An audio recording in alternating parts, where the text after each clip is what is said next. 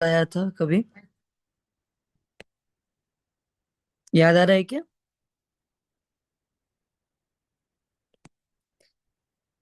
तो ठीक है, कोई बात नहीं। तो लास्ट लेक्चर में अगर आपने अभी तक मेरे ख्याल से आपने प्रोजेक्टाइल मोशन के बारे में ऑलरेडी बातें कर रखा है।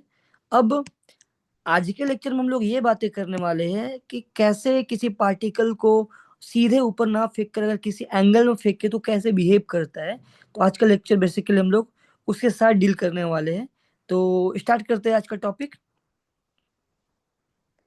आज का टॉपिक है, लिखो आप लोग, प्रोजेक्टाइल मोशन।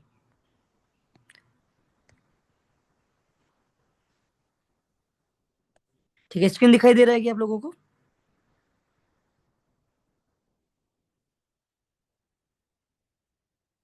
ठीक है।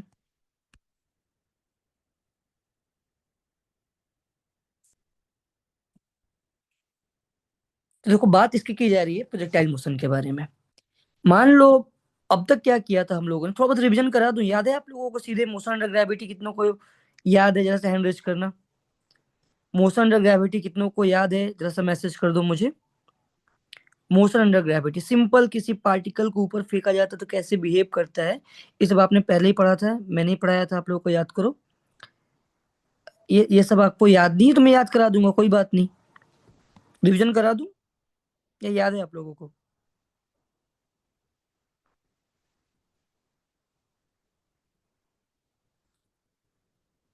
भवेश इधर बोलो कुछ।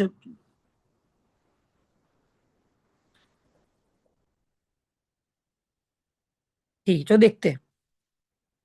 अब आपने इससे पहले क्या पढ़ा था? आपने इससे पहले पढ़ा था कि अगर मैं किसी पार्टिकल को किसी स्पीड से ऊपर यू से थ्रो करूंगा तो ऊपर जाएगा जाएगा जाएगा जाएगा और ये नीचे आ रहा होगा। यहां तक तो हमने ऑलरेडी बातें कर ही रखा था, आपको अगर याद होगा तो। ठीक है। इसके बाद हमने ये बात किया था कि जो ऊपर से लेकर नीचे आने का जो टाइम है, तो टाइम ऑफ फ्लाइट हुआ करता है, that is equal to 2u/g। और जो मैक्सिमम हाइट होता है, एच मैक्स होता है, तो एच मैक्स का फॉर्मूला हुआ करता था u² / 2g। ऑलरेडी ये सब के बारे में हम लोगों ने बातें की कर रखा था। और अगर किसी टाइम टी पर अगर मैं पूछूं कि वाई कितना है या यहाँ पर स्पीड कितना है, तो वो भी हमें पता है। क्या फॉर्मूला लगाए गए? तो लगाएंगे formula y = u t - 1/2g × t², ये लगाने वाले हैं। और साथ साथ में हम लोगों ने ये बात कर रखा था 2 × a × s, 2 × g × y, या -2gy बोल देता हूँ, that is equal to v² - u²। तो इक्वेशन ऑफ मोशन लगाना, या y = u t - 1/2 g t²। तो इक्वेशन ऑफ मोशन लगाना। सिंपल प्रोजेक्टाइल है, सिंपल कहने का मतलब पार्टिकल को 90 डिग्री में पार्टिकल को ग्रेविटी के अंडर ऊपर थ्रो किया जाता था, तब भी हम लोग टाइम ऑफ फ्लाइट हुआ, एच मैक्स हुआ, ये सब बताना कोई बड़ी बात नहीं थी। साथ ही साथ हमने सिमेट्री के बारे में भी बात किया था थोड़ा बहुत। सिमेट्री के बारे में बातें क्या कर रखा था? तो ये कर रखा था सिमेट्री के बारे में कि अगर ये ऊपर जा रहा है और ये नीचे आ रहा है तो दोनों के दोनों टाइम कैसे रहने वाले? इक्वल होने वाले हैं। ऊपर जाने का टाइम होता था u/g और नीचे आने का टाइम भी होता था u/g। तो हम लोग ऑलरेडी ये सब के बारे में कभी बात किया था, आप लोगों को अगर याद आ रहा होगा तो याद आ गया आप लोगों को कि टाइम ऑफ फ्लाइट क्या होता है? तो टाइम ऑफ फ्लाइट होता है 2u/g होता है। और जो मैक्सिमम हाइट जो गया हुआ है पार्टिकल, उसका फॉर्मूला हुआ करता था u²/2g। साथ ही साथ हमें समझ में आ रहा होता था कि y का इक्वेशन लिखना, ये इक्वेशन लिखना। जब फर्स्ट इक्वेशन मोशन वो भी लिख लेते हैं, v = क्या होता है? u + at। तो इस केस में हो जाएगा u - gt। ठीक है। ये इक्वेशन क्या आप लोगों के लिए कोई मुश्किल टास्क है? सभी को समझ में आता है कैसे इक्वेशन लिखा जाता है किसी गिवन टाइम के लिए? और किसी स्पेशल टाइम के लिए अगर मैं बात करूं, स्पेशल मतलब कौन स्पेशल है? ऊपर जाने का टाइम, नीचे आने का टाइम, ये स्पेशल है। टोटल टाइम स्पेशल है। मैक्सिमम हाइट स्पेशल है। तो ऑलरेडी ये सब के बारे में तो आपने ऑलरेडी बात कर रखा था।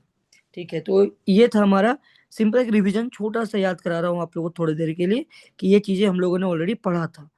इसलिए क्योंकि आज के लेक्चर में वापस इन्हीं चीजों को हम लोग रिपीट करने वाले हैं।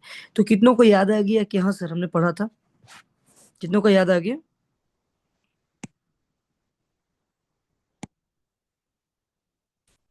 थोड़ा बहुत भी याद आ गया हो आप लोगों को? याद आ गया? यूज कर सकता हूँ इस फॉर्मूले सबको?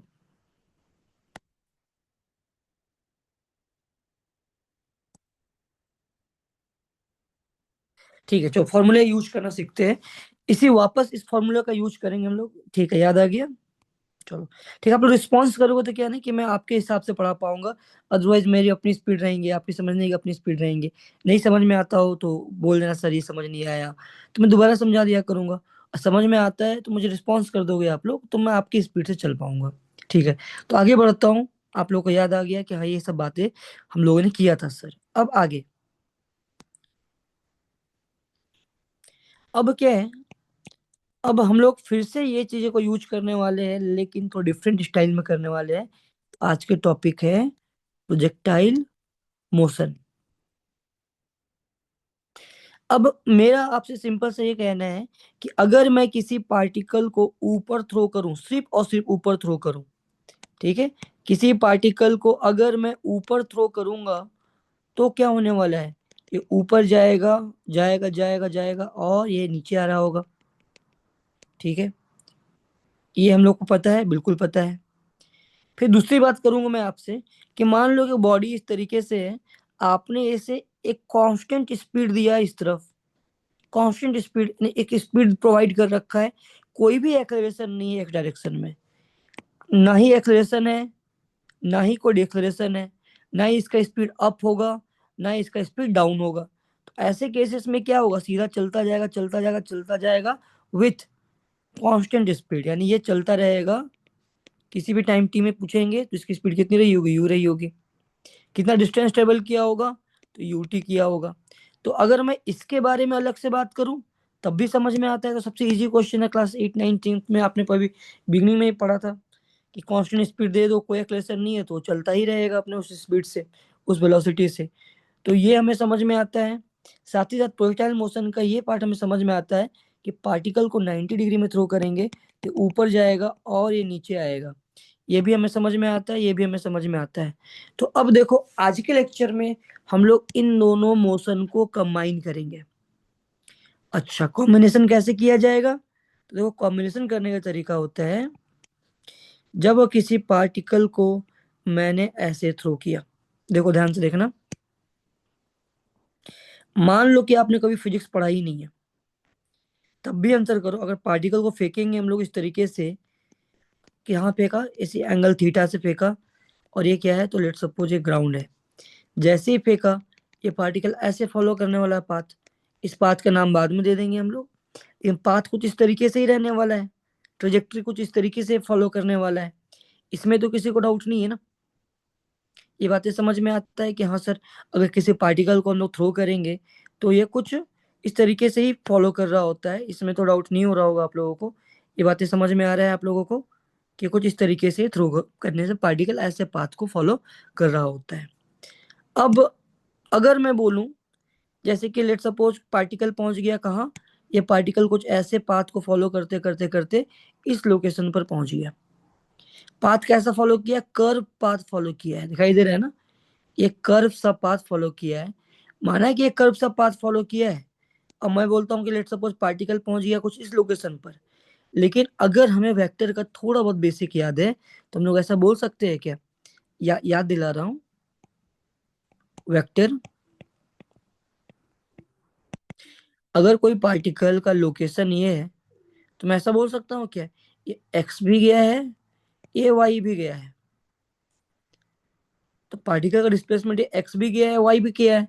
यानी हम लोग सीधे ना सोचकर पार्टिकल यहाँ गया हुआ है, हम लोग ऐसा सोच सकते हैं, हम लोग ऐसा सोच सकते हैं कि पार्टिकल एक्स भी गया है और पार्टिकल वाई भी गया है। पार्टिकल एक्स भी गया, वाई भी गया।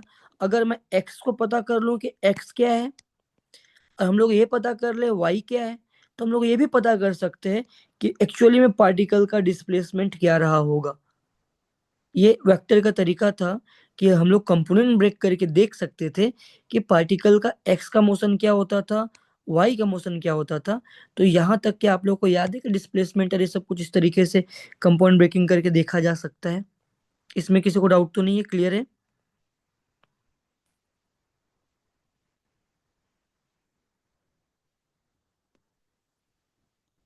ठीक है, बहुत बढ़िया। पार्टिकल को थ्रो करेंगे और अगर वापस आ जाए तो उसे हम लोग क्या बोलेंगे, मोशन अंडर ग्रेविटी या प्रोजेक्टाइल मोशन बोल रहे होते हैं। ठीक है, ठीक है, तो आप लोग को ये याद है कि कंपोनेंट ब्रेक कैसे किया जाता है? देखो नहीं याद है तो मैं इसे भी याद कराता हूँ। अब क्या होता है ना, जब कभी भी कोई पार्टिकल, किसी लोकेशन की बात करूंगा मैं, इस लोकेशन पे आप यहाँ पहुंचते हैं, तो यहाँ पहुंचने का मतलब है कि आप वाई एक्स कोऑर्डिनेट में कुछ चले होंगे और सिमिलरली वाई कोऑर्डिनेट में कुछ चले होंगे। ये रहा होगा एक्स कोऑर्डिनेट, ये रहा होगा वाई कोऑर्डिनेट। तो हम लोग पूरा मोशन ना बोलते हुए एक्स को अलग और वाई को अलग बात कर सकते हैं। अगर इन दोनों के बारे में बात कर दिया जाए तो टोटल डिस्प्लेसमेंट बताना भी कोई बड़ी बात आपके लिए नहीं है। तो अब देखो, अगर एक्स अलग वाई अलग, तो अब जरा सोचते हैं क्या सोचा जाए। देखो अगर मैं बोलूं वाई के मोशन के बारे में, कंपोनेंट तोड़ने का मतलब ही होता है कि आप मोशन को किस डायरेक्शन से देखना चाह रहे हैं या किस डायरेक्शन के मोशन को देखना चाह रहे हैं। जरा ध्यान देते हैं, अगर मैं वाई के मोशन के बारे में तो सोचूं, अब मान लो कि आप इस तरफ से देख रहे हैं, ये क्या है, आंखें हैं, आप हो ऑब्जर्व कर रहे हो। अगर आप इस तरफ से देखोगे तो आपको मोशन कैसे दिखाई देगा, जरा सोचो। बिल्कुल साइड से देख रहे हो तो आपको क्या दिखाई देगा? आपको ये एक्स का जो मोशन है वो ना देखते हुए आपको ये दिखाई देगा कि पार्टिकल, अगर वाई में देखोगे आप, देखो पार्टिकल गया ऊपर, सिर्फ वाई पे फोकस कर रहे हैं हम लोग। पार्टिकल ग्राउंड में था, पार्टिकल इस तरीके से ऊपर जा रहा है, ऊपर जा रहा है, ऊपर जा रहा है, ऊपर जा रहा है, ऊपर जा रहा है, और एक मैक्सिमम हाइट तक पहुंचा है पार्टिकल। सिर्फ वाई पे फोकस करना। फिर उसके बाद जैसे जैसे टाइम फिर आगे बढ़ रहा होगा तो पार्टिकल फिर से क्या हो रहा होगा, ये नीचे की ओर आ रहा होगा। यानी अगर मैं वाई का मोशन देखूं तो वाई का मोशन मुझे कैसे दिखाई देगा? तो वाई का मोशन में दिखाई देगा कि पार्टिकल को ऊपर थ्रो किया है और ये ऊपर गया, ऊपर गया, ऊपर गया, ऊपर गया, और ये नीचे आ रहा होगा। समझ में आ गया क्या वाई का मोशन? कितनों को वाई का मोशन क्लियर है? अच्छा, आप लोगों के पास एक ऑप्शन और होता है, जब चेक करना, रिएक्शन। रिएक्शन में रेज हैंड का ऑप्शन होता है, दिखाई दिया क्या आप लोगों को?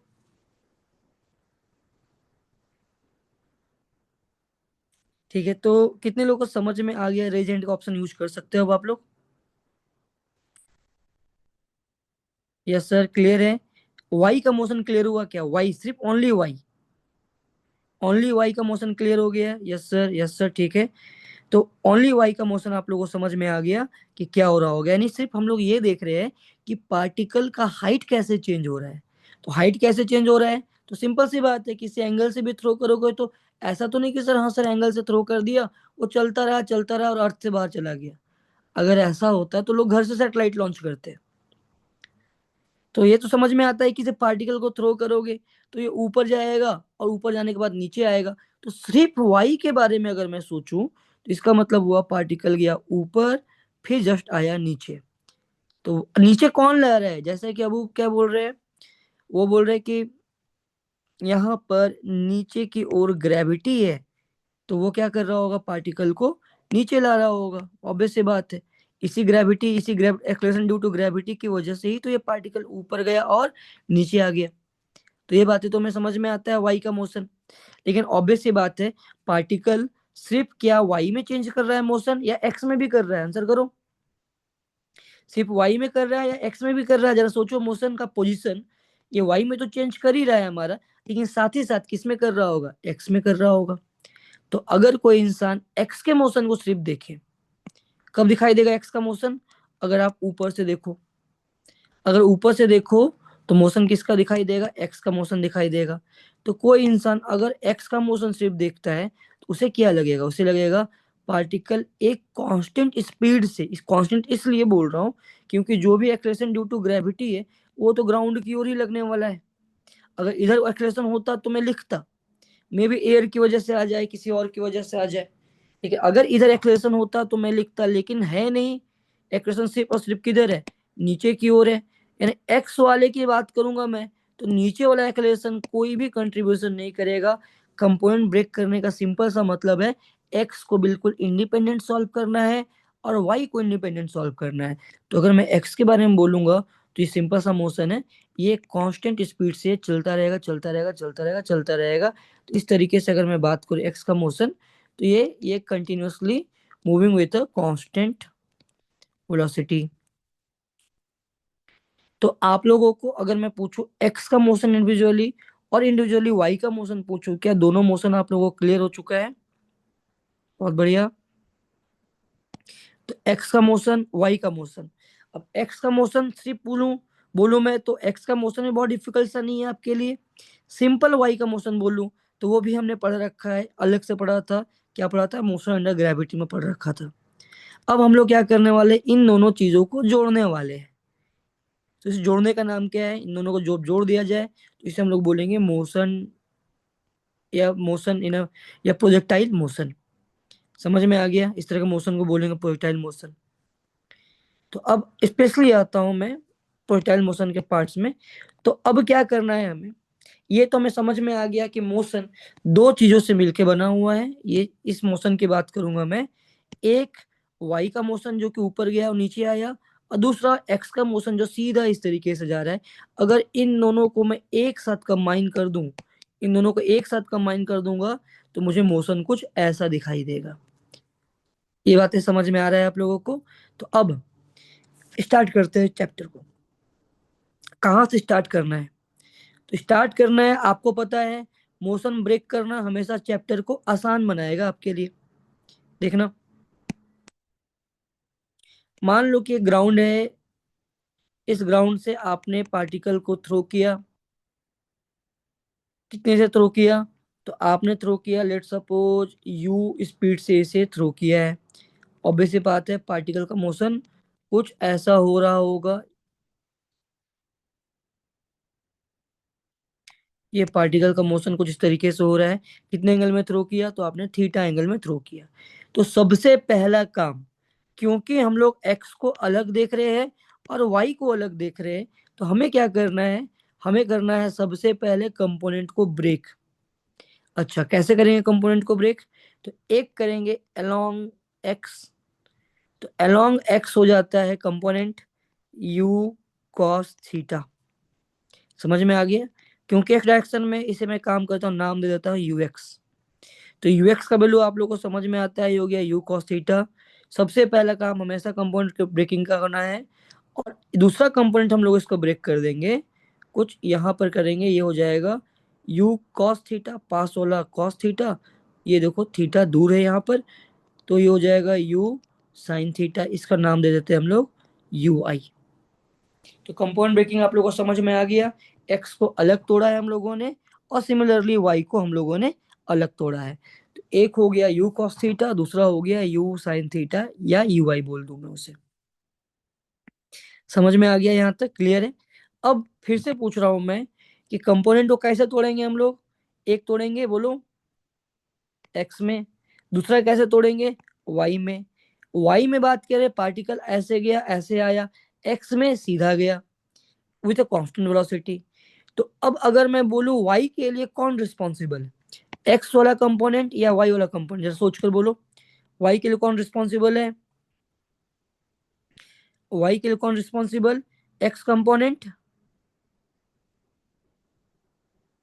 ऑब्लिक प्रोजेक्शन, ऑब्लिक का मतलब, हाँ ठीक, ऑब्लिक का मतलब ये होता है कि at oblique means different with different angle except 90 degree, हाँ कह सकते हैं, but simple this is projectile motion.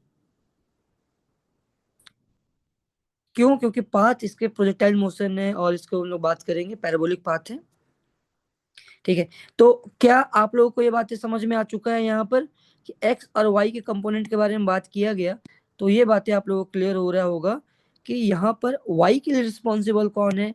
तो वाई के रिस्पॉन्सिबल है you sine theta, and for x you cos theta is responsible. तो देखो, अब सिर्फ वाई की बात कर रहा हूं मैं, यानी कहीं पर पार्टिकल लेट सपोज यहाँ पहुंचा होगा, दैट मीन्स इसके पास क्या रहा होगा? वाई भी रहा होगा। इसके पास क्या रहा होगा? एक्स भी रहा होगा। इसके पास वाई में एक स्पीड रहा होगा, वी वाई रहा होगा, और एक्स में एक स्पीड रहा होगा, वी एक्स रहा होगा। और इन दोनों का जो रिजल्टेंट है वो कितना रहा होगा? वी रहा होगा। और लेट सपोज ये एंगल कितना रहा होगा? थीटा रहा होगा। थीटा नहीं, थीटा तो ऑलरेडी था, अल्फा बोल देता हूँ इस एंगल को, नाम दिया है बस, डरना नहीं है। Alpha is angle. तो ये वी हो गया, ये वी एक्स हो गया, वी वाई हो गया। अब सोचते हैं, फिर से बात करेंगे वाई के लिए कौन रिस्पॉन्सिबल। तो वाई का मोशन आपको समझ में आता है कैसा होगा? वाई का मोशन जैसे किसी पार्टिकल को ऊपर थ्रो किया गया है और ये नीचे आ रहा होगा। अब ऊपर कितने से थ्रो किया? तो अब स्पेशली हम लोग इसके बारे में बात कर सकते हैं, क्योंकि हम लोगों ने कंपोनेंट ब्रेक कर लिया है। तो वाई में स्पीड कितनी है इसकी, इनिशियल स्पीड कितनी है वाई में, यू साइन थीटा। इसे काम करते हैं, नाम दे देते हैं u y equal to you sine theta. अब मेरा क्वेश्चन आपसे ये है, सिर्फ वाई के बारे में सोचो, ओनली थिंक अबाउट वाई। अगर मैं सिर्फ वाई के बारे में बात करूंगा तो आप सोचो, किसी भी eight any time T speed बता सकते हैं क्या, भी वाई क्या हो जाएगा, यू वाई। ऑलरेडी हमने स्टार्ट ही किया था चैप्टर, यहाँ से देखो, सिर्फ वाई का मोशन सोचो। अगर सिर्फ वाई का मोशन सोच रहे हैं हम लोग, तो क्या हम लोग सब कुछ बातें कर सकते हैं ना सिर्फ वाई के बारे में। तो क्या बात कर सकते हैं हम लोग, तो लिख सकते हैं भी वाई इक्वल टू, नाम है भी वाई मतलब velocity in y direction, is equal to you y minus g t. या किसी भी इंस्टेंट पर वाई की बात करेंगे तो क्या लिखेंगे हम लोग, U Y T minus 1/2 G T square. या third equation of motion use करेंगे तो क्या करेंगे, 2 × a × s equal to V square Y minus U square Y. ये तीन के तीन इक्वेशन हम लोग अप्लाई कर सकते हैं। बस ध्यान रखना, एक बार आपने कंपोनेंट तोड़ा, क्योंकि इस रैंडम पाथ को हम लोग अभी आइडेंटिफाई नहीं कर सकते, इसलिए हम लोग क्या करते हैं, एक बार जैसे ही आपने कंपोनेंट तोड़ा, उसके बाद क्या करना है, उस कंपोनेंट के साथ सिर्फ डील करना है। तो अगर मैं वाई के साथ डील करूंगा तो मुझे बस ये दिमाग में रहेगा कि ठीक है, इनिशियल स्पीड इन वाई क्या है, ये है, वाई का मोशन कैसा है, कुछ ऐसा है। तो वाई के बारे में क्या सारी की सारी बातें एट एनी टाइम टी आप लोग कर सकते हैं। तो कितनों को वाई में इक्वेशन ऑफ मोशन अप्लाई करना समझ में आ रहा है, जैसे हैंड रेस करना समझ में आ गया हो तो बता देना मुझे। ठीक है, गुड मॉर्निंग, अभी लगता है ज्वाइन कर रहे हो आप। ठीक है सृजित, समझ में आ गया यहाँ तक वाई का मोशन। ठीक है, अब एक काम करते हैं, वाई समझ में आप लोग को आ गया है। अच्छा, वाई में कुछ स्पेशल बातें हम लोग कर रहे थे, क्या क्या बातें कर रहे थे, स्पेशल बातें वाई का याद करो। वाई का स्पेशल बात ये था हमारा, स्पेशल मतलब कि मैक्सिमम हाइट कितने तक जाता है, मैक्सिमम हाइट कितने तक जाता है, याद कराया था, रिवीजन कराया था, बोलो मैक्सिमम हाइट का फॉर्मूला क्या होता है, U square by 2g। Time of flight क्या होता है, यानी ऊपर जाना और नीचे आना, क्योंकि स्पेशल था, वो क्या होता था, 2u/g। मैंने जब आप लोगों का लास्ट लेक्चर लिया था, मेरे ख्याल से 3rd या 4th तारीख की, 3 नवंबर के राउंड की बात है, मैंने बोला था आप लोगों को मैं नए फॉर्मूले बहुत कम याद कराऊंगा आप लोगों को। बस इस बार एक फॉर्मूले दो फॉर्मूले याद रख लो, उससे हमारा काम चल जाएगा। कौन सा फॉर्मूला बोला था, एक तो एच मैक्स का फॉर्मूला बोला था, दूसरा फॉर्मूला कौन सा बोला था, टाइम ऑफ फ्लाइट का फॉर्मूला। सिर्फ दो फॉर्मूला बोला था, और मैंने बोला था कि बाकी पूरे के पूरे जब भी मैं फ्यूचर में पढ़ाऊंगा तो आपको नए फॉर्मूले याद नहीं कराऊंगा। तो देखो, आज वो दिन है जो मैं बोल रहा था, उसे आप लोग आज ऑब्जर्व भी करोगे। तो अगर मैं सिर्फ वाई के मोशन के बारे में बात करूं तो ये समझ में आता है एच मैक्स क्या है, टाइम ऑफ फ्लाइट क्या है। तो अगर इसी तरीके से अगर मैं बोलूं कि यहाँ पर एच मैक्स क्या है, अब एच मैक्स मतलब वाई का मैक्सिमम वैल्यू, वाई के लिए रिस्पॉन्सिबल कौन, तो यू आई रिस्पॉन्सिबल है। यानी क्वेश्चन सिंपल ये हो गया ना, कि किसी पार्टिकल को यूआई से ऊपर थ्रो करेंगे, नीचे की ओर एक्सेलरेशन ड्यू टू ग्रेविटी है, तो मैक्सिमम हाइट क्या होगा, तो क्या होगा, ऑलरेडी रिवीजन भी किया, आप लोग को याद भी है, रिस्पॉन्स आप लोग को आ रहा है, तो देखो u square y divide by formula हो जाएगा 2g। समझ में आ गया। और क्योंकि हमें ऑलरेडी पता है कि किसी पार्टिकल को ऊपर थ्रो करेंगे और ये ऊपर से लेके नीचे तक आएगा, तो टाइम कितना लगेगा, उसे हम लोग टाइम ऑफ फ्लाइट बोला करते थे। तो टाइम ऑफ फ्लाइट हुआ करता था 2u/g। क्योंकि यहाँ यू यू नहीं रह गया, यू की जगह कौन आ गया है, यू आई आ गया है, तो टाइम ऑफ फ्लाइट का फॉर्मूला हो जाता था 2u/g। तो क्या एच मैक्स समझ में आ गया और टाइम ऑफ फ्लाइट समझ में आ गया आप लोगों को, क्लियर है।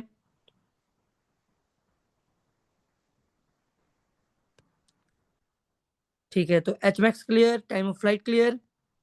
आप लोग बता देना मुझे, टाइम ऑफ फ्लाइट क्लियर है, संगम, विजय, विश्वजीत,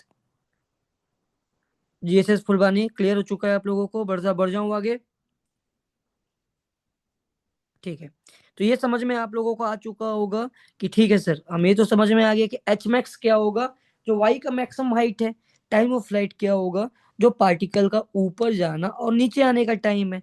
यानी वाई के बारे में आप लोग कंप्लीट बातें कर सकते हैं।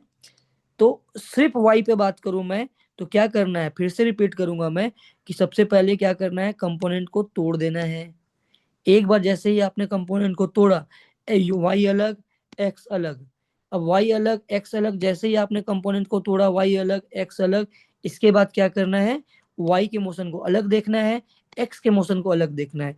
वाई के लिए कौन रिस्पॉन्सिबल, तो वाई के लिए यूआई रिस्पॉन्सिबल। और ये हमने वाई का मोशन देखा, ये हमें समझ में आ गया।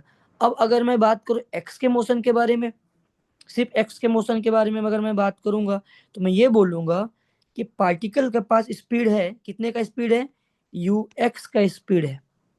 समझ में आ गया, स्पीड कितने का है, जरा कमेंट करो। यू एक्स का स्पीड है। क्या कोई एक्सलेशन है क्या एक डायरेक्शन में, तो आंसर है नहीं सर, कोई भी एक डायरेक्शन में एक्सलेशन नहीं है। जब कोई भी एक डायरेक्शन में एक्सलेशन नहीं है, तो पार्टिकल कैसे चलेगा, पार्टिकल कांस्टेंट स्पीड से चलता रहेगा चलता रहेगा चलता रहेगा, ये हमें समझ में आ रहा होता है। तो अगर यूएक्स के बारे में सिर्फ बात करेंगे, तो पार्टिकल सीधा चल रहा होगा विथ कांस्टेंट स्पीड। और किसी भी टाइम टी पे अगर बोला जाए इसकी स्पीड क्या है, किसी भी टाइम टी पे वीएक्स का वैल्यू क्या है, क्योंकि कोई एक्सलेशन है नहीं, वेलोसिटी चेंज हो नहीं रहा है, तो वीएक्स इक्वल टू क्या रहा होगा, यूएक्स ही रहा होगा। अगर किसी भी वजह से अगर एक्स में एक्सलेशन होता, तो हम लोग बोल देते हैं हाँ सर एक्स में क्या होता है speed, v equal to u plus a t, लेकिन है नहीं एक्सलेशन। ठीक है, तो वी एक्स इक्वल टू क्या है, यू एक्स। दूसरी बात बोलूं कि सर किसी भी गिवन टाइम टी पर, किसी भी गिवन टाइम टी पे अगर मैं बात करूंगा, तो ये कहाँ तक चला जाएगा, तो किसी भी गिवन टाइम टी तक अगर मैं बात करूंगा, तो ये कहाँ तक जा सकता है, तो मैं से बोलूंगा x is equal to u x into t. समझ में आ गया, x इक्वल टू क्या हो जाएगा, यू एक्स इंटू टी। तो क्या यहाँ तक आप लोगों को समझ में आ चुका होगा कि y का मोशन अलग, x का मोशन अलग। तो हम लोग y को जब देखेंगे तो x के बारे में ज़्यादा दिमाग खर्च नहीं करना है, और जब x देखेंगे तो y के बारे में ज़्यादा दिमाग खर्च नहीं करना है। दोनों को हम लोगों ने इंडिपेंडेंटली देख लिया, x अलग y अलग। अब अगर मैं इसे दोनों को फाइनली, क्योंकि हमें पता ही है projectile motion is nothing but resultant of x and y, तो अगर x एंड y का रिजल्टेंट है, तो मैं ऐसा बोल सकता हूँ क्या कि किसी पार्टिकल को थ्रो किया, इसका ये मतलब हुआ कि फाइनली अगर मैं डायग्राम में दिखाना चाहूँ, ठीक है, अगर फाइनली डायग्राम में दिखाना चाहूँ, तो मैं कुछ ऐसा बोलूंगा कि स्पीड क्या था, तो स्पीड के बारे में पता था, ये u था, ये वाला था यू एक्स था, इस वाले को हमने यू वाई बोला था। अगर एंगल थीटा था, यू एक्स का वैल्यू हम लोगों ने बोला था u cos theta, and u y का वैल्यू हम लोगों ने बोला था यू साइन थीटा। यहाँ तक समझ में आप लोग आया था। तो अब एट एनी टाइम टी अगर मैं बात करूंगा, तो आपको वाई भी पता है, और एट एनी टाइम टी अगर मैं बात करूंगा, आपको एक्स भी पता है। एट एनी टाइम टी हमें वी एक्स भी पता है, जो कि यू एक्स के बराबर ही होने वाला है हमेशा, और एट एनी टाइम टी हमें वी वाई भी पता है। समझ में आ रहा होगा। और मैक्सिमम हाइट का वैल्यू क्या यही रहा होगा, ये वैल्यू हमारा क्या रहा है, जरा कमेंट करो। ये वैल्यू रहा होगा एच मैक्स रहा होगा। और टाइम ऑफ फ्लाइट कितना रहा होगा, टाइम ऑफ फ्लाइट का मतलब पार्टिकल का यहाँ से यहाँ ऊपर गया गया गया गया और नीचे आया, लेकिन इस बार ऊपर से नीचे आया, तो पार्टिकल वहीं नहीं गिर रहा है, ऑब्वियस सी बात है। जब किसी एंगल से थ्रो करेंगे, तो किसी डिस्टेंस पर गिर रहा होगा। तो पार्टिकल को ऐसे गाना और ऐसे आना, यहाँ तक ये जब जा चुका है, तो ये जहां जाके गिर रहा है, ये जो लोकेशन दिखाई दे रहा है आपको, इसी लोकेशन को हम लोग क्या बोलते हैं, एक्स वाले को। इसका भी एक अलग से नाम दिया गया। यहाँ से लेकर यहाँ तक के बारे में बात करूं मैं, इसका नाम क्या दिया गया है, तो इसका नाम हम लोग बोलते हैं रेंज। रेंज का मतलब मैक्सिमम हाइट, मैक्सिमम वाई निकाला, ये है मैक्सिमम एक्स। तो मैक्सिमम एक्स कैसे निकाले, तो हमें पता है कि यू एक्स ही रिस्पॉन्सिबल होगा एक्स के लिए। अच्छा, यहां तक जाने के लिए टाइम कितना लगा, तो ऑलरेडी टाइम आपने निकाला है, टाइम का फॉर्मूला क्या निकाला है, to you Y by G. तो मैक्सिमम एक्स, या मैं ऐसे बोलूँ रेंज, वो क्या होगा, यू एक्स इंटू टी। समझ में आ गया, यू एक्स इंटू टी मतलब क्या हो जाएगा, U X two times U Y by G, तो हो जाएगा two times U Y U X by G. समझ में आ गया क्या आप लोगों को बेसिक बेसिक बातें? रेंज क्लियर हो गया? तो कितनों को प्रोजेक्टाइल का फंडामेंटल या बेसिक क्लियर हो गया कि कैसे प्रोजेक्टाइल के क्वेश्चन को डील करते हैं? ठीक है, सो क्या समझ में आ गया आप लोगों को यहाँ तक प्रोजेक्टाइल का बेसिक चीजें? एक्स अलग, वाई अलग। ठीक है, मान्यता क्लियर है आपको? और बोलो बाकी लोग, बाकियों को भी समझ में आ गया है? जीएसएस फुल वाणी, अगर आपके पास कोई भी जितने जीएचएसएस वाले हैं, एचएसएस वाले हैं, अगर टाइपिंग का कैपेबिलिटी रहता है आप लोगों के पास तो टाइप कर सकते हैं वहां पर। ठीक है, तो क्लियर हो चुका है, तो आगे बढ़ता हूं मैं। यस सर, क्लियर है।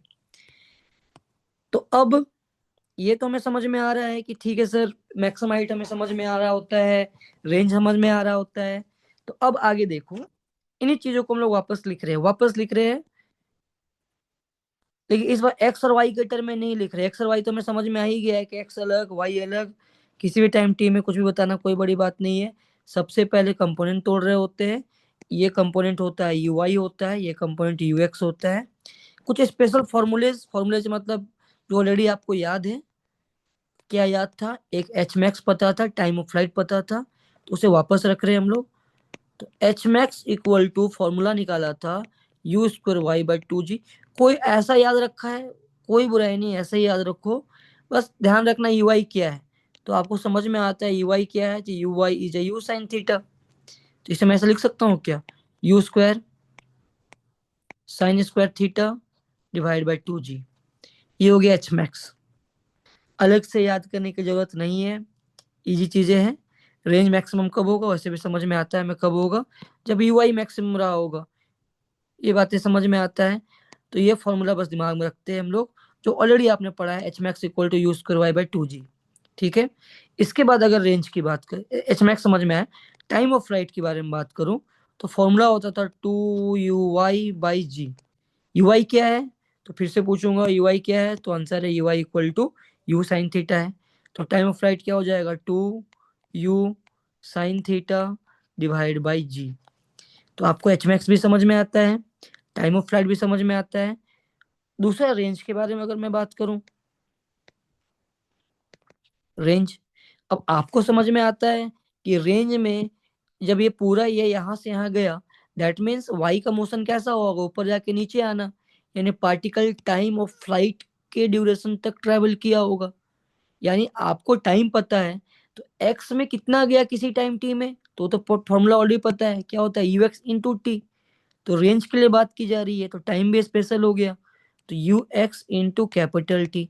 यू एक्स का वैल्यू कितना था? तो यू एक्स का वैल्यू था u cos theta. You x तो हमें समझ में आता है यू कॉस थीटा था। तो रेंज इक्वल टू अगर रखूंगा मैं फॉर्मूला, तो ये हो गया U cos theta and time of out flight का formula two you sine theta by G. रख कर देखते हैं तो क्या हो जाएगा, जरा देखो। यू यू मल्टीप्लाई हो गया U square, two times sine theta cos theta divide by G. ये ऐसे ऐसा लिख देते हैं हम लोग, U square two times sine theta cos theta, trigonometry है। Two times sine theta cos theta क्या होता है? Sine two theta.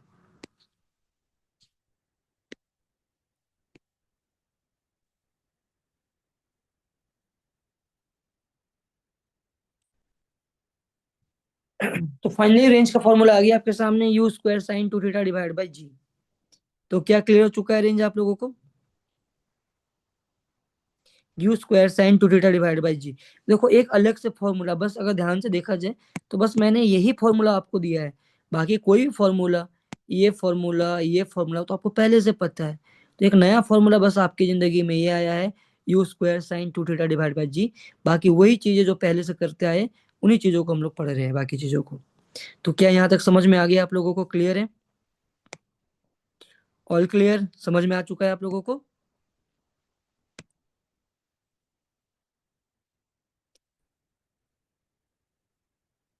ठीक है, तो बढ़ जाऊँ आगे, क्वेश्चन दो, ट्राई करोगे आप लोग इस बार? ठीक है, चौथी। तो नेक्स्ट क्वेश्चन आपके लिए रहेगा, इस बार आप लोगों को ट्राई करना है। तो क्या करना है ये समझ में आ गया, कंपोनेंट तोड़ना है। तो ये था हमारा बेसिक किसका, प्रोजेक्टाइल मोशन का। अगर आप चाहे मेंस की बात करूं चाहे नीट की बात करूं, क्वेश्चन बहुत ही सिंपल होते हैं। प्रोजेक्टाइल इंपॉर्टेंट टॉपिक इसलिए रहता है क्योंकि इस टॉपिक से चांसेस रहता है क्वेश्चन आने का। क्वेश्चन आप देखोगे भी ना तो बहुत डिफिकल्ट क्वेश्चन नहीं आते, इजी इजी क्वेश्चन ही बन रहे होते हैं। तो इसलिए बेसिक क्लियर रखो। बेसिक में क्या किया हम लोगों ने, कंपोनेंट को तोड़ा है बस। एक बार कंपोनेंट तोड़ा, उसके बाद वाई को अलग देखा है, इसके बाद एक्स को अलग देखा है। तो यहाँ तक आप लोग को समझ में आ रहा होता है। तो आगे बढ़ता हूँ, मैं क्वेश्चन देता हूँ, क्वेश्चन ट्राई करो इस बार। क्वेश्चन आपके लिए सिंपल सा है, क्वेश्चन लिखना। साइन 37 डिग्री का वैल्यू क्या होता है पता है आप लोगों को? बता देता हूँ, 3/5 होता है। एंड cos 37 डिग्री का वैल्यू होता है 4/5। इस वैल्यू को याद रखना, फिजिक्स में कई बार ये वैल्यू रिपीट होता है, ठीक है। Sin 37 is 3/5, cos 37 is 4/5.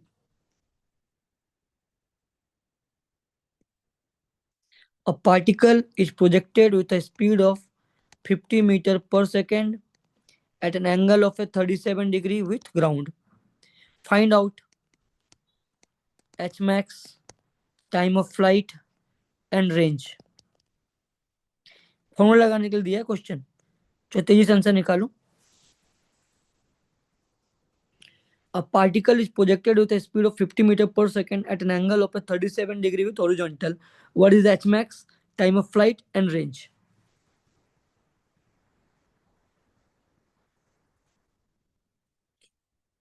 जो देखता हूँ कितनों का जल्दी आंसर आता है। 50 मीटर पर second, 37 degree, time of flight and range, ये बताना है। आपके आंसर का वेट कर रहा हूँ, तो तेजी से आंसर निकाल के बताओ किसका आंसर आ रहा है।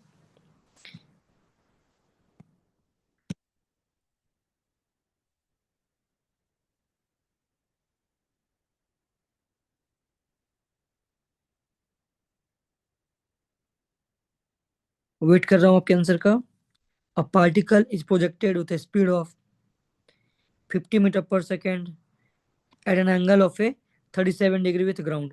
What is H max, time of flight and range?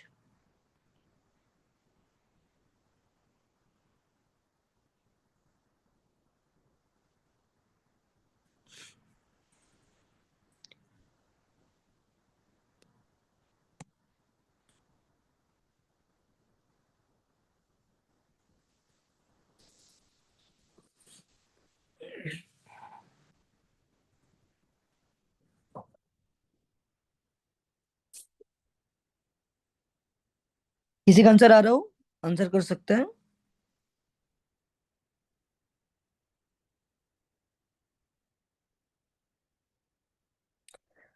संगम, विजय, विश्वजीत, विकी, बोलो इधर, मान्यता, जीएचएस, फुलवानी, कुछ आ रहा है आंसर? सुजीत, शालिनी, मैं बात करूं क्या? अगर आप बोले हाँ सर ये क्वेश्चन मैं कर लेता हूँ, फिर नेक्स्ट क्वेश्चन आप करो।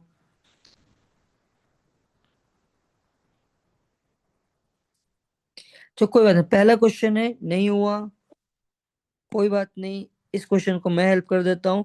नेक्स्ट क्वेश्चन दोबारा एक बार ट्राई कर लेना आप लोग, चलेगा? बढ़ जाऊँ आगे?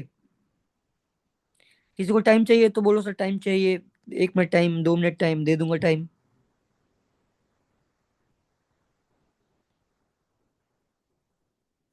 ठीक है, चलो देखो बात करता हूँ मैं।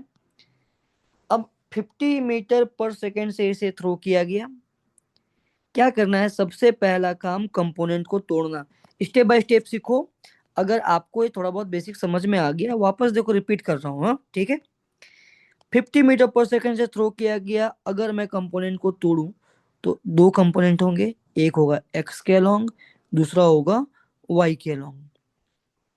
अगर एक्स के अलोंग कंपोनेंट तोड़ेंगे तो देखो क्या होता है, एक्स के अलोंग कॉस होता है, तो ये हो गया 50 cos 37 डिग्री। कॉस का वैल्यू गिवन है ना, कितना होता है कॉस का वैल्यू, 4/5। कॉस 37 का वैल्यू, तो ये हो गया 50 × 4/5, 5 5 आंसर हो गया 40 मीटर पर सेकेंड। समझ में आ गया एक्स का कंपोनेंट आप लोगों को?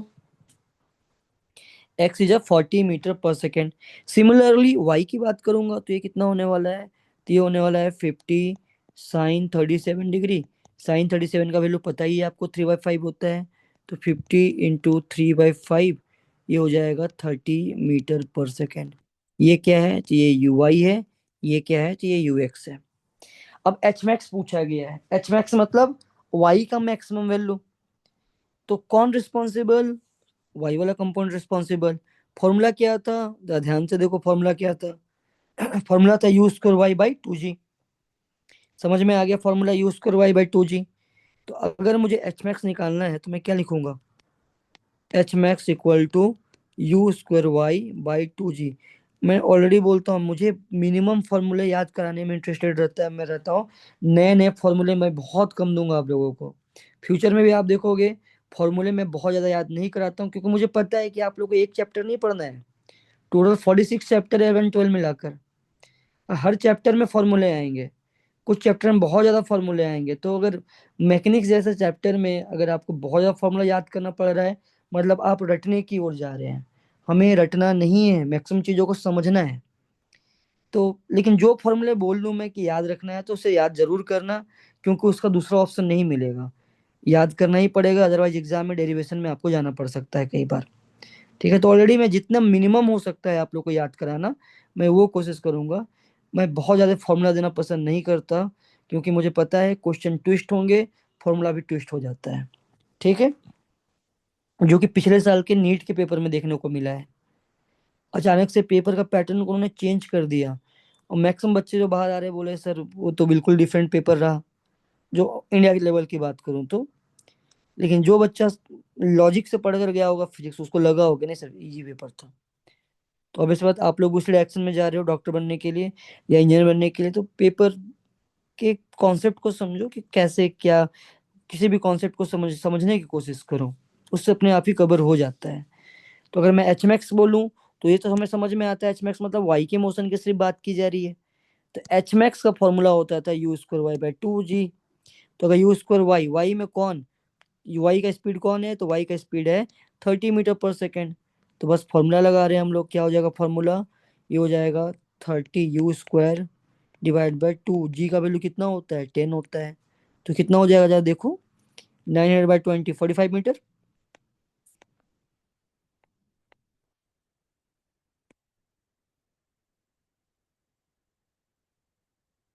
तो maximum height is 45 metre. Maximum height is 45 metre. क्या आप लोग को यहाँ तक समझ में आ गया, क्लियर है? मैक्सिमम हाइट तक किसी को डाउट? ठीक है, मैक्सिमम हाइट समझ में आ गया है। रेंज की बात करते हैं, टाइम ऑफ फ्लाइट की बात करते हैं। टाइम ऑफ फ्लाइट का क्या होता है, बस फॉर्मूला लगाने सीख रहे हैं हम लोग। टाइम ऑफ फ्लाइट का फॉर्मूला हो जाता है that is equal to 2u/y/g। ऊपर जाना पार्टिकल का और नीचे आना, यही तो टाइम ऑफ फ्लाइट है हमारा। तो time of flight 2u/y/g। 2u/y/g करूंगा तो क्या होगा, 2 × 30 divide by 10। 0 0 cancel out, that is equal to 6 second. समझ में आ गया टाइम ऑफ फ्लाइट? ठीक है, टाइम ऑफ फ्लाइट समझ में आ गया। तो रेंज की बात करते हैं।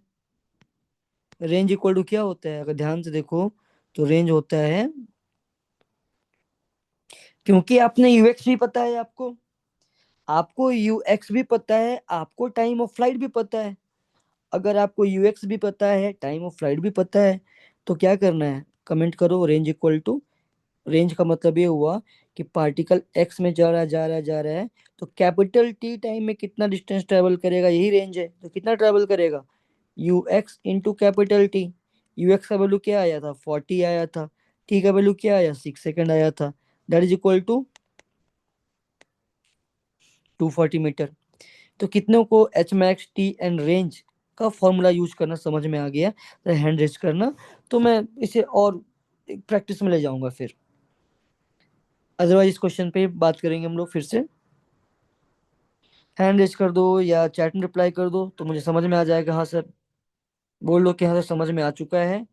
तो क्वेश्चन में रिपीट कर सकता हूँ, दोबारा क्वेश्चन दे दूं क्या?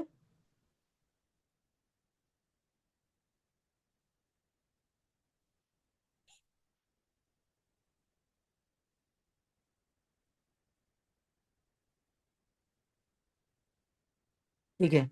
इस बार कितनों का आंसर आ गया था? आप में से किसी का आंसर आ गया था क्या इसका? आंसर आ गया हो? आंसर आ गया था? नहीं आया? कोई बात नहीं। इस बार आप लोग आंसर निकाल के बता सकते हो मुझे? फिर से मैं चाहूंगा कि आप लोग फॉर्मूला यूज करना सीखो पहले। फॉर्मूला मतलब बेसिक चीजों को यूज करना सीखो। इस बार दोबारा क्वेश्चन दे रहा हूँ, फिर से चाहूंगा कि आप लोग इस बार निकाल के मुझे आंसर बताओ।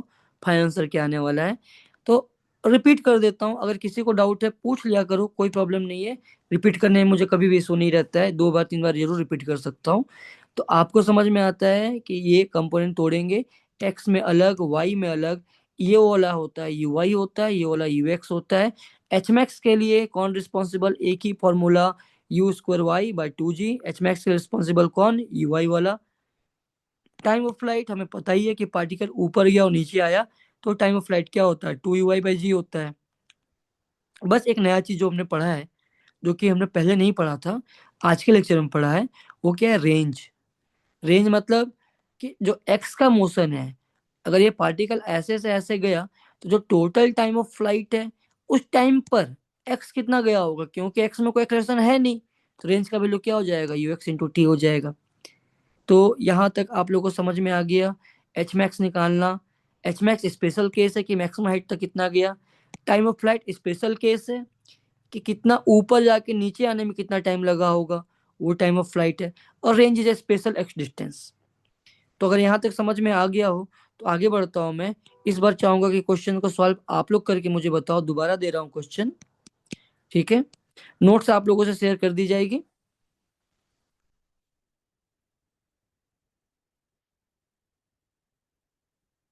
cos 45 कितना होता है, याद है आप लोगों को?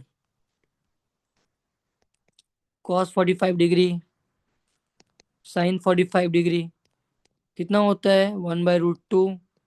1/√2 याद आया क्या?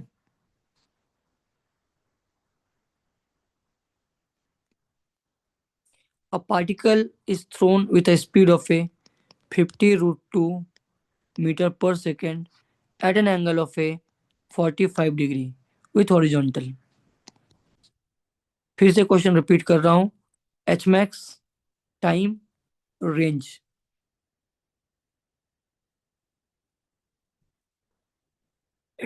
सॉल्व। फर्स्ट सॉल्व करो आप लोग।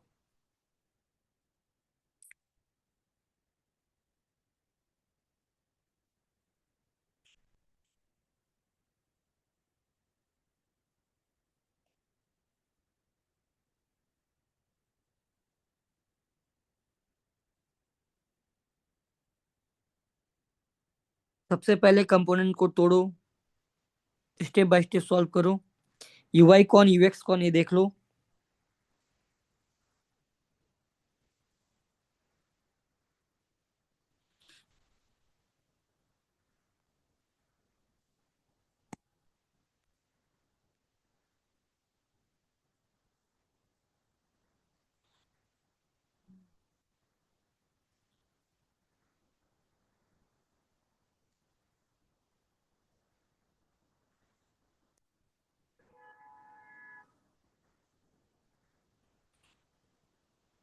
किसी का आंसर आ रहा हो रिप्लाई कर सकते हो कि हाँ सर ये आंसर आ रहा है।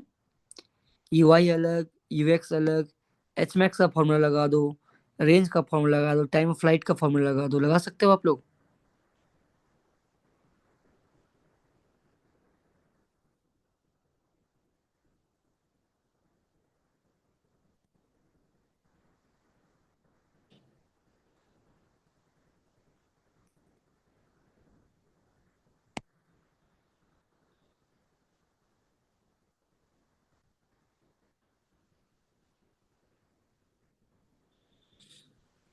ठीक है, सौदीप्ता, शालिनी, बोलो क्या आंसर आ रहा है? कुछ आ रहा है क्या इधर? सृजित?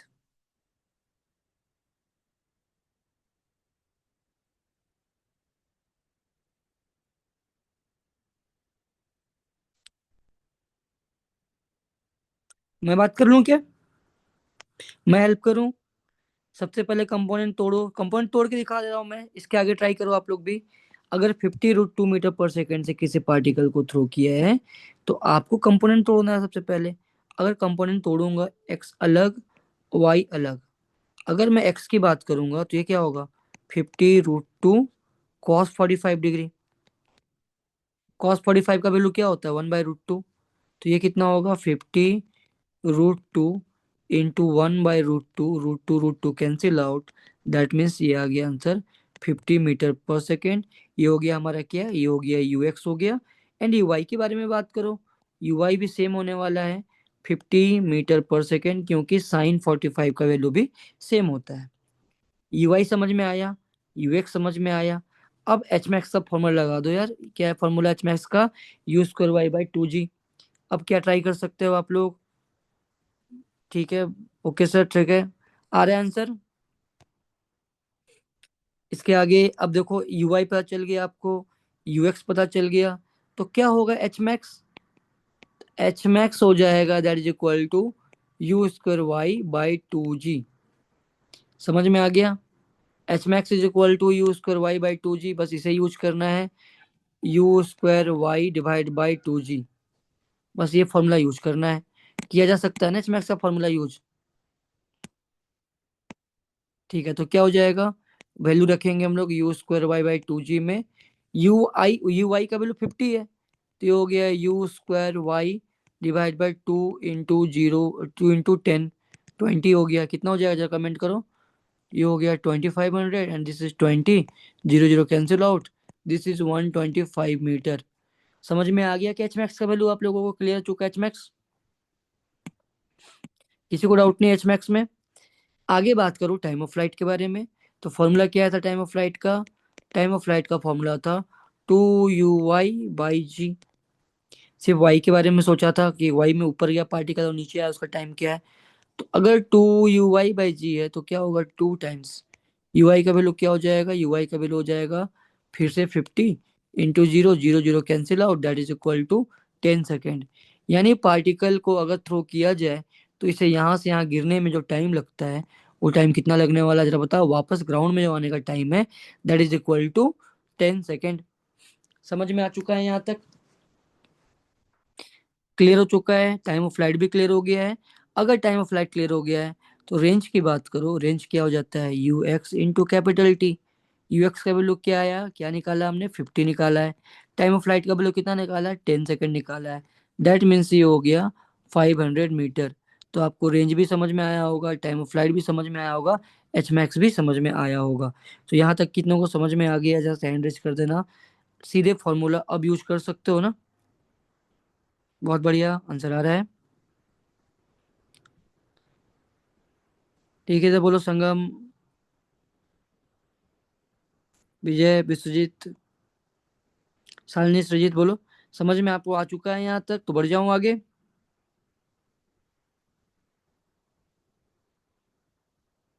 ठीक है, तो यहाँ तक आप लोगों को समझ में आया होगा कि सीधे फॉर्मूले अप्लाई करने में आप लोगों को दिक्कत नहीं है, हर कोई फॉर्मूला आप में से अप्लाई कर सकता है। क्लियर हो चुका है ना आप लोगों को। क्वेश्चन आगे बढ़ा दूं, ट्राई करोगे आप लोग। तो किसी स्पेशल टाइम, स्पेशल सिचुएशन का मतलब मैक्सिमम हाइट तक जाना, मैक्सिमम रेंज तक जाना, या फिर मैक्सिमम टाइम ऑफ फ्लाइट के बारे में हम लोगों ने ऑलरेडी बातें किया वापस। लेकिन अगर किसी गिवन टाइम टी में बात किया जाए, जैसे इसी क्वेश्चन का एग्जांपल लूंगा दोबारा, कि टोटल यहाँ से यहाँ जाने का टाइम 10 सेकंड लग रहा है, तो ऑब्वियस से बात 2 सेकंड में पार्टिकल कहीं रहा होगा, 5 सेकंड में कहीं रहा होगा, 4 सेकंड में कहीं रहा होगा, 6 सेकंड में कहीं रहा होगा। तो सबके बारे में हम लोग बात कर सकते हैं, बातें समझ में आता है ना आप लोगों को। अरे क्लियर है ना, सब बातें किया जा सकता है। तो क्वेश्चन दे रहा हूं मैं, ट्राई करना है इस क्वेश्चन को। क्वेश्चन ये है, सेम क्वेश्चन ले रहा हूँ, सेम एग्जांपल ले रहा हूँ, but at a given time T ले रहा हूँ। एट गिवन टाइम टी में क्या करना होता है, तो ऑलरेडी देखो स्टार्टिंग दिखा रहा हूँ फिर से, y अलग x अलग दिखाई दे रहा है ना। At a given time t, given time t में वी वाई निकालना, वी एक्स निकालना, ये सब कोई बड़ी बात नहीं है। y को अलग देखना है, x को अलग देखना है। देखो y का यूज किया है फॉर्मूला हम लोगों ने, ठीक है। तो इसी तरीके से गिवन टाइम टी पे बात करना है इस बार आप लोगों को। मान लो किसी पार्टिकल को हमने थ्रो किया है, फिर से सेम एग्जांपल ले रहा हूँ, that is thrown with a speed of a 50√2 metre पर second at an angle of a 45 degree. Compound अभी जस्ट कुछ देर पहले तोड़ा आपने, कैसे तोड़ा, तो दोनों साइड 50-50 टूट गया, समझ में आ गया। तो क्वेश्चन है आपके लिए, टोटल टाइम 10 सेकेंड लग रहा है, तो आधा टाइम लगा होगा 5 सेकेंड लगा होगा, 5 सेकेंड में हाईएस्ट पॉइंट पर रहा होगा वो, सिमेट्री। क्वेश्चन आपके लिए, find out velocity at t equal to 4 second and t is equal to 6 second. चलो बोलो क्या होगा।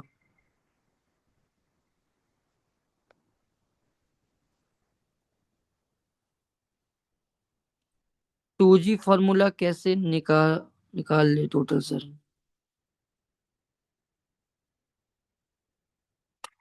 कौन से फॉर्मूला यूज कर बाय 2G, उसकी बात कर रहे हो क्या आप विजय?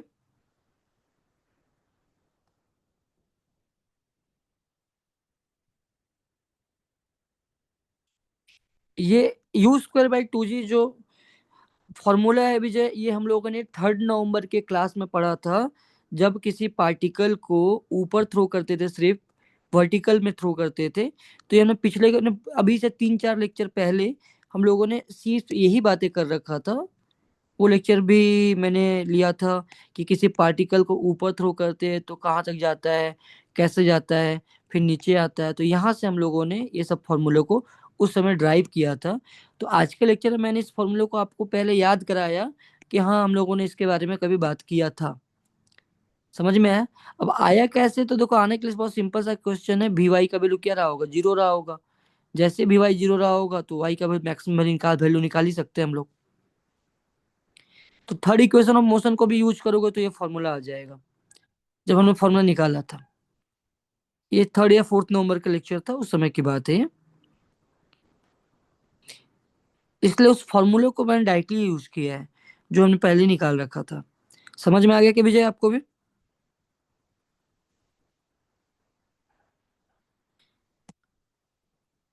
क्लियर है ना कहाँ से आया है फॉर्मूला?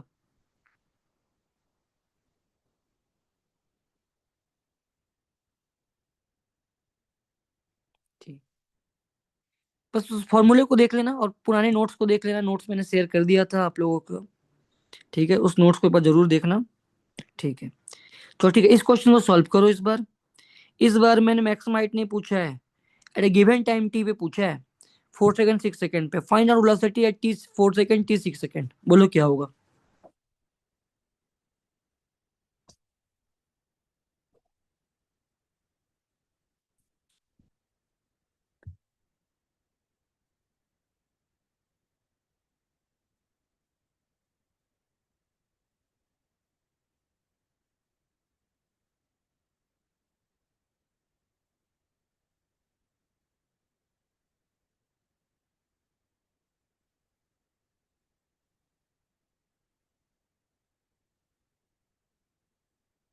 आंसर किसी का आ रहा हो, फिर से बोलूंगा, वेलोसिटी बोला मतलब एक्स में अलग वाई में अलग।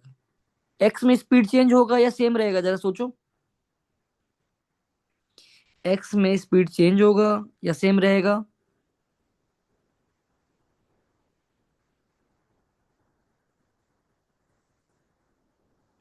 तो आपको पता है क्योंकि एक्स में कोई एक्सेलरेशन नहीं है, तो एक्स में स्पीड कैसा रहेगा, सेम रहने वाला है। लेकिन वाई में बात करो, वाई में क्या रहने वाला है, स्पीड चेंज होगा।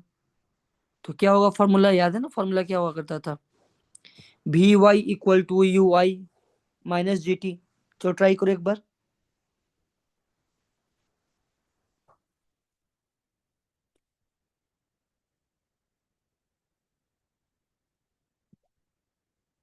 तो मैं फॉर्मूला यूज करके दिखाऊं आप लोगों को।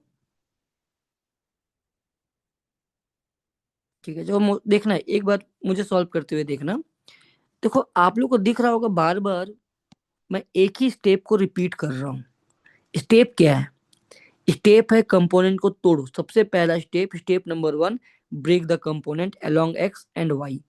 तो अगर एक्स के अलोंग तोड़ूंगा तो कितना होगा, पिछला क्वेश्चन ही दिया है, दिख रहा है ना, पिछले क्वेश्चन में भी 50√2 का कंपोनेंट तोड़ा था। तो ये कितना होगा, ये होगा 50 मीटर पर सेकेंड होगा। और वाई में कितना होगा, तो वाई में भी हमें पता है, वाई में भी सेम स्पीड रहा होगा, that is equal to 50 metre पर सेकेंड। ठीक है, तो यूएक्स पता चल गया, यूवाई पता चल गया। अब मैं खुद से ये पूछूंगा, ये पार्टिकल ऐसे जा रहा होगा, जैसे ये 50 मीटर पर सेकेंड आ गया, ये 50 मीटर पर सेकेंड आ गया। क्वेश्चन में पूछा जाए या ना पूछा जाए, तुरंत माइंड में कैलकुलेट कर लो time of flight. Time of flight का फॉर्मूला क्या है, 2u/g, 10 सेकेंड है। यानी हाईएस्ट पॉइंट में पहुंचने में कितना लगा होगा टाइम, 5 सेकेंड ही लगा होगा। अब आपको पता है eight any time T, eight any time T velocity के दो कंपोनेंट रहे होंगे, एक रहा होगा एक्स कंपोनेंट एंड दूसरा रहा होगा वाई कंपोनेंट। एक्स कंपोनेंट को हम लोग वी एक्स बोलते हैं, वाई कंपोनेंट को हम लोग वी वाई बोलते हैं। तो अब मुझे वेलोसिटी बताना है, तो वेलोसिटी बेसिकली देखा जाए इन्हीं दोनों का रिजल्टेंट तो है वी वाई वी एक्स का, कितना है, तो root over v square y plus v square x. 90 degree में दोनों के दोनों होंगे वी वाई वी एक्स हमेशा। अब खुद से पूछो, सब कुछ को भूल जाओ, सब कुछ को भूल जाओ, बस वाई पे फोकस करो। अगर वाई पे फोकस करेंगे तो देखो ये 50 मीटर पर सेकेंड था। अब ये किसी टाइम टी पे कितने सेकंड पर, पहले 4 सेकंड के बारे में मैं बात करूंगा, 6 सेकंड के बारे में एक बार दोबारा आप लोग ट्राई कर लोगे। तो at any time t v y का फॉर्मूला हमें पता है, सब कुछ साइन के साथ में आ रहा होगा, बस सब कुछ साइन के साथ रखेंगे तो ऊपर का डायरेक्शन को पॉजिटिव, नीचे का डायरेक्शन को नेगेटिव मानते हुए लिख रहा हूं मैं। V y is equal to formula हो जाता था u y minus g into t, यानी acceleration due to gravity is minus g in downward direction.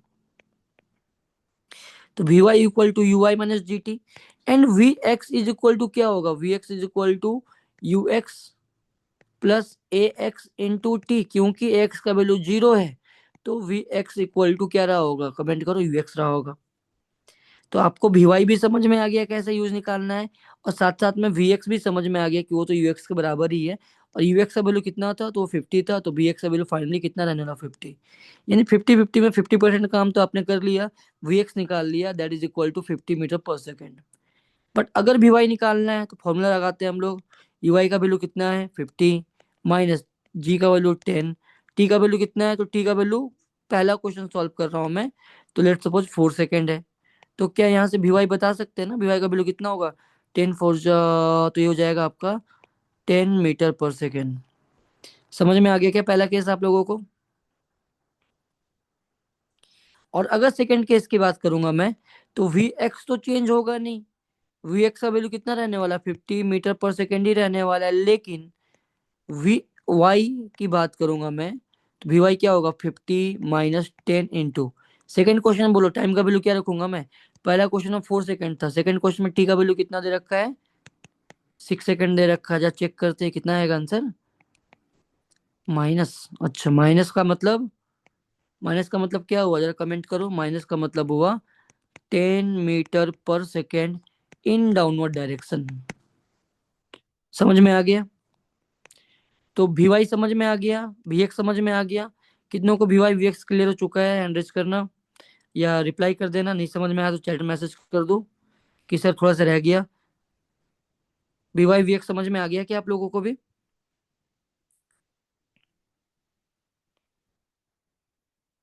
ठीक है, तो अगर वी वाई समझ में आया और वी एक्स समझ में आया, तो देखो इस क्वेश्चन देने का दो पर्पस था, एक तो सीधे एट एनी टाइम टी की बात करना आप लोगों को सिखाना चाह रहा था मैं। तो आप लोग को ये बातें समझ में आ रहा होता है कि देखो पार्टिकल को थ्रो किया गया, वी वाई वी एक्स पता चल गया आपको, कितने से थ्रो किया गया, सर्टेन स्पीड से थ्रो किया।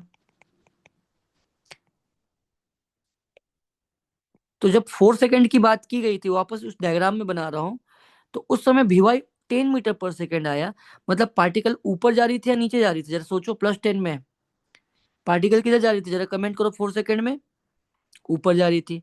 एंड 6 सेकंड में बात करोगे, तो 6 सेकंड में माइनस आया, दैट मीन्स पार्टिकल किधर जा रही है, नीचे जा रही है।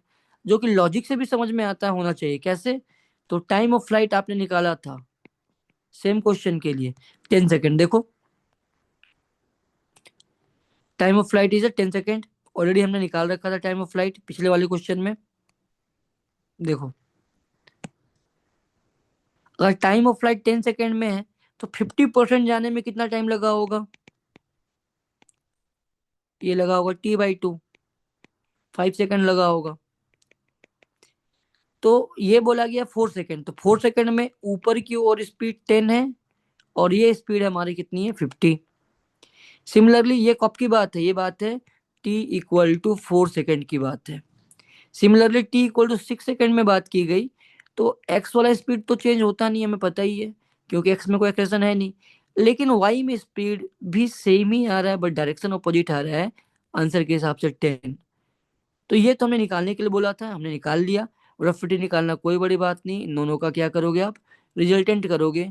रफ फिटी हो जाएगा √ऑफ 50 का स्क्वायर प्लस 10 का स्क्वायर, वो सब सॉल्व किया जा सकता है। लेकिन इंपॉर्टेंट पॉइंट क्या है जो मैं सिखाना चाह रहा हूँ यहाँ पर, ये काम मैंने आप लोगों को याद करो, तो मोशन अंडर ग्रेविटी में भी काम किया था, सिमेट्री। सिमेट्री क्या बोल रहा है कि अगर ये 5 सेकंड है, 5 सेकंड से 1 सेकंड पहले चले जाओ या 1 सेकंड बाद चले जाओ, दिख रहा है ना सिमेट्री है, दिखा कि आप लोग को सिमेट्री है, देख लो। यहाँ 10 ऊपर, यहाँ 10 नीचे, तो सिमेट्री ही तो है। यहाँ से यहाँ जाने का टाइम 4 सेकेंड, यहाँ से यहाँ जाने का टाइम 6 सेकेंड, दिख रहा है ना आप लोगों को। तो 4 सेकेंड में और 6 सेकेंड में क्या है, सिमेट्री है। इवन अगर आप वाई सॉल्व करोगे तो दोनों का लो हाइट कैसा रहने वाला है, वाई का सेम आने वाला है, और सॉल्व करके चाहो तो देख सकते हैं। तो ये बातें आप लोगों को समझ में आ गया, क्या क्लियर हो चुका है। तो यूजिंग सिमेट्री, नोट लिखना इसे, इसे नोट की तरह यूज कर रहा हूं मैं। ये चांसेस है पेपर में आने के, तो इसे स्टार नोट रखना। कई बार मैंने देखा है कि क्वेश्चन सिमेट्री बेस्ड आते हैं। नोट ये है, एट t सेकेंड, जैसे 4 सेकेंड की बात कर रहा हूँ, एग्जाम्पल में बोल रहा हूँ मैं 4 second, and capital t-t second. Capital t कितने सेकेंड था, 10, small 4, that is equal to कितना हो गया, आंसर करो, 6 second. There is a symmetry.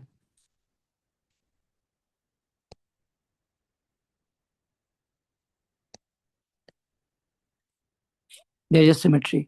तो क्या आप लोगों को समझ में आ गया, टी सेकेंड में capital t minus small t second में सिमेट्री भी है। तो सिर्फ मैं आपको ये नहीं सिखा रहा था कि इक्वेशन कैसे यूज करना है, इक्वेशन यूज करने के साथ साथ मैं आपको सिमेट्री भी सिखा रहा था।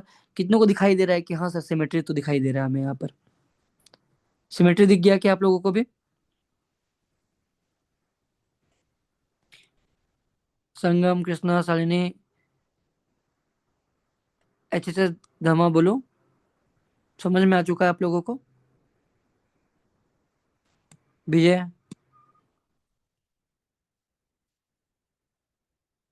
ठीक है।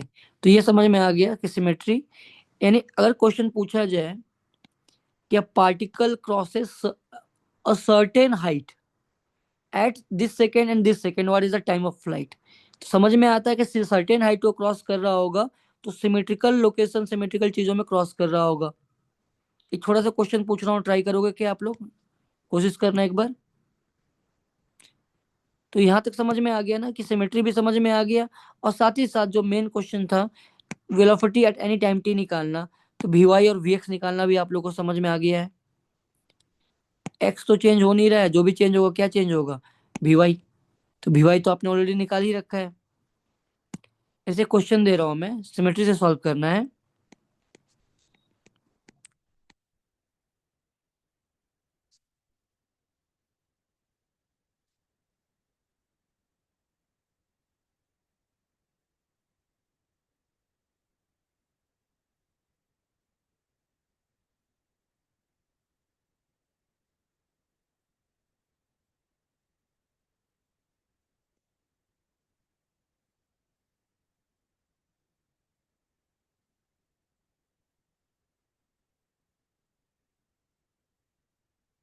और particle crosses certain height at 3 second 5 second, what is the time of flight. Time दिया 1 मिनट का, तो तेजी सॉल्व कर बताओ क्या होगा। अब particle crosses certain height at 3 second 5 second, what is the time of flight. एक ही हाइट को 3 और 5 में क्रॉस कर रहा, हाइट बताओ तेजी से क्या होगा। दोनों को क्या करना होता है, सिमेट्रिकल लोकेशन को जोड़ दो, देखो अभी भी निकाला था। बताओ टाइम ऑफ फ्लाइट क्या होने वाला है यहाँ से।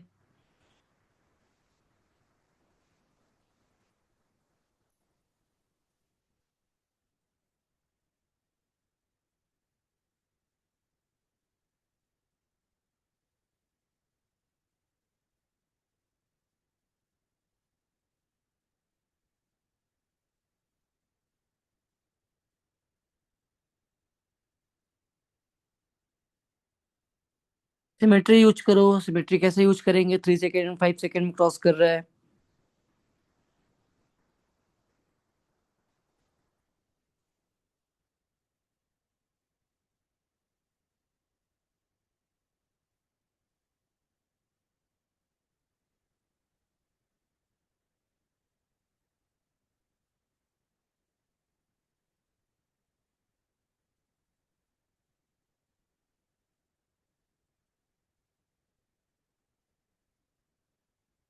एक तो 3 सेकेंड हो गया। देखो मैं बात कर रहा हूँ एक सर्टेन हाइट को, यानी हाइट को हम लोग लॉक कर रहे हैं।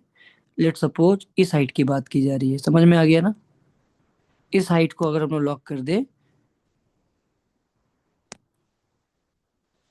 इस हाइट की बात की जा रही है। इस हाइट को पार्टिकल कब कब क्रॉस कर रहा है? तो हमें पता है कि पहली बार जब क्रॉस किया होगा तो उस समय टाइम हो रहा था 3 सेकेंड। ठीक है। दूसरी बार जब गया यहाँ से यहाँ तक का, तो ये टाइम हमें पता है, this time is 5 second. Already हमने अभी भी बात किया, सिमेट्रिकल लोकेशन है। यहाँ से यहाँ 3 सेकेंड, यहाँ से यहाँ 5 सेकेंड। तो देखो सिमेट्रिकल लोकेशन का मतलब ये हुआ कि पार्टिकल को यहाँ से यहाँ 3 लगा होगा, तो यहाँ से यहाँ आने में भी 3 लगा होगा।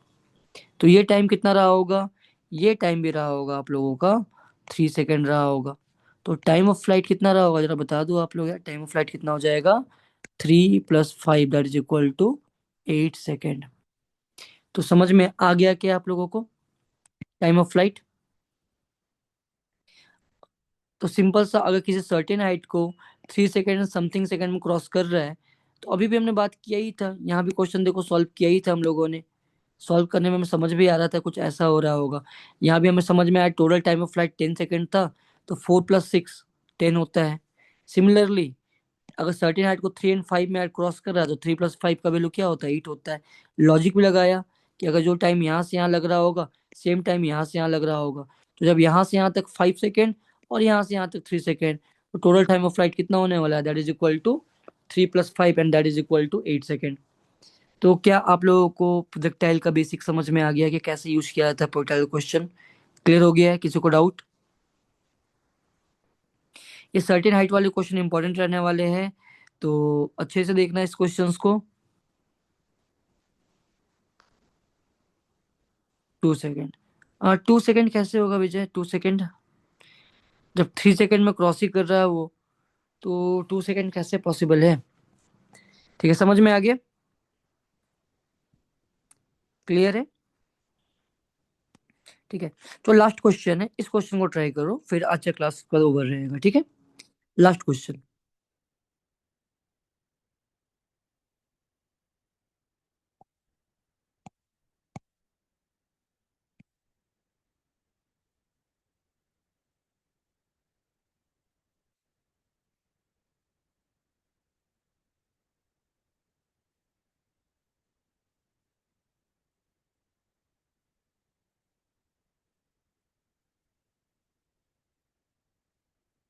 क्वेश्चन का लेवल अप करूं या सेम रखूं? आप लोग जैसा बोलो। क्वेश्चन का लेवल अप करूं या सेम रखूं? लेवल बढ़ा के पूछूं या सेम लेवल का पूछूं? जैसा बोलो आप लोग। रिस्पॉन्स करना होता है तो रिस्पॉन्स करोगे आप लोग, तो उसके हिसाब से अब क्वेश्चन आ रहे होंगे आपके सामने। ठीक है।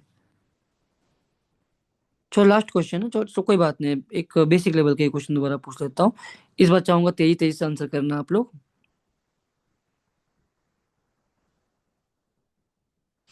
A particle crosses a certain height, इस बार आप लोग ट्राई कर लेना, ठीक है? A particle crosses a certain height at time, at time 4 second and 8 second.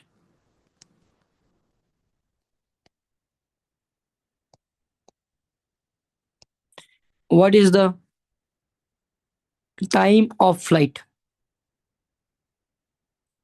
What is the time of flight? बता सकते हो आप लोग?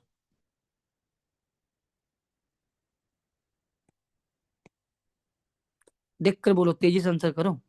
बहुत मुश्किल क्वेश्चन नहीं दिया है, आपको पता है दोनों को क्या करना होता है।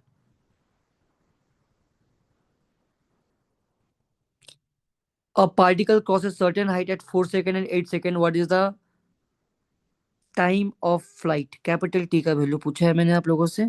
क्या करना है इन दोनों को? इन दोनों को क्या करना है बोलो? जोड़ देना है। बहुत अच्छा, आंसर आ गया। देख के ही आंसर आ रहा है। क्या आपको पेन उठाने की जरूरत पड़ रही है क्या? सोचो। अगर सर्टेन हाइट को वो 4 सेकेंड पर और 8 सेकेंड पे क्रॉस कर रहा है, 4 सेकेंड देन 8 सेकेंड, तो हमें समझ में तो आ रहा है ना टाइम ऑफ फ्लाइट कितना है। टाइम ऑफ फ्लाइट कितना हो जाएगा? 4 + 8 that is equal to 12 second. अच्छा, अगर मैं टाइम ऑफ फ्लाइट आपको पता चल गया, क्या मैं आपसे यू वाई पूछ सकता हूँ ना? सोचो। यू वाई पूछा जा सकता है नहीं पूछा जा सकता? जरा कमेंट करो। यू वाई पूछा जा सकता है। यू वाई का वैल्यू क्या होगा? यू वाई इक्वल, जरा सोचो।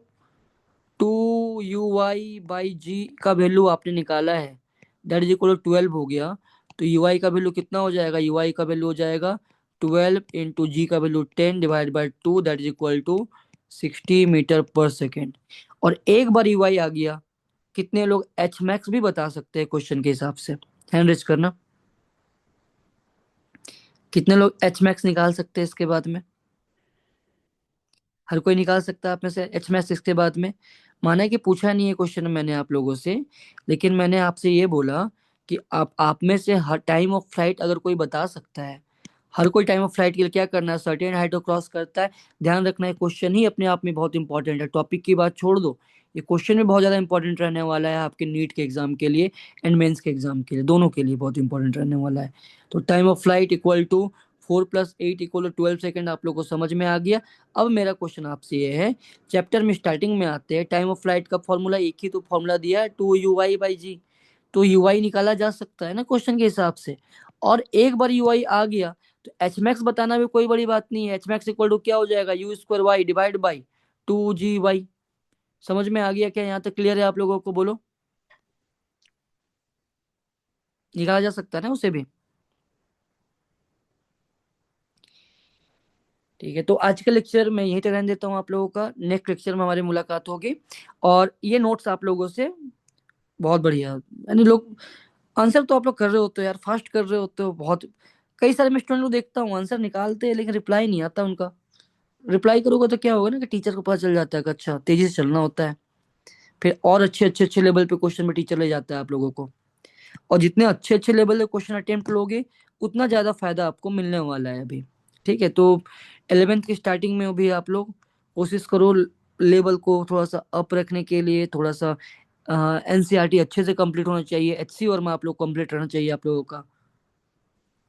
देखो मैक्सिमम को पता है आंसर। बहुत बढ़िया, 180 मीटर।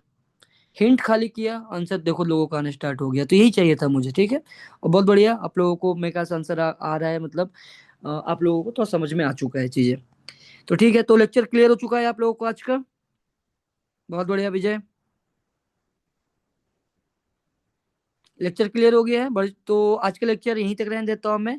फिर मुलाकात होगी नेक्स्ट मंथ में। नेक्स्ट मंथ में हम लोग आगे के आने वाले टॉपिक के बारे में बात कर रहे होंगे। ठीक है, फिलहाल आप लोग जा सकते हैं। मिलता हूँ मैं आप लोगों से नेक्स्ट लेक्चर में।